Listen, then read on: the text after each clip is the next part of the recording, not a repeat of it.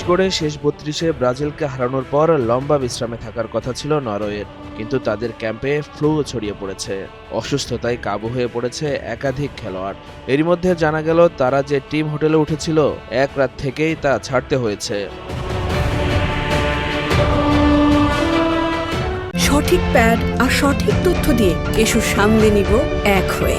Mona Lisa sanitary napkin. Fort লডারহিলের the Dalmar হোটেলে মাত্র এক রাত থাকতে পেরেছেন আর্লিং হালান্ডরা।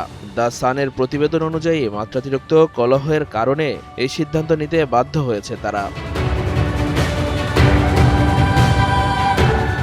জানা গেছে তাদের হোটেলের পাশের একটি বিল্ডিংয়ের নির্মাণ কাজ চলছিল। সেখান থেকে তৈরি হওয়া খুটখুট শব্দে বিরক্ত ধরে যায় তাদের। খেলোয়াড়দের অভিযোগের পর হোটেলটি ছেড়ে দেয় দল। অধিনায়ক ওডেগার্ড তাদের টিম হোটেল ছাড়ার নির্দিষ্ট কারণ বলেননি। দ্য মিরর তার উদ্ধৃতি দিয়ে বলেছে, কিছু ব্যাপার ছিল যেগুলো আরও ভালোভাবে করা যেত। আমরা সমাধান করে ফেলেছি।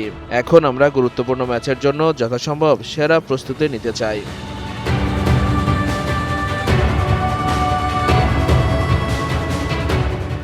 সঠিক প্যাড আর সঠিক তথ্য দিয়ে এসু সামলে নিব এক হয়ে। Monalisa sanitary napkin. রবিবার বাংলাদেশ সময় রাত ৩টায় মিয়ামি স্টেডিয়ামে শক্তিশালী ইংল্যান্ডের বিপক্ষে লড়বে এবারের বিশ্বকাপে ভাইকিং রোতে মাতানো নরওয়ে।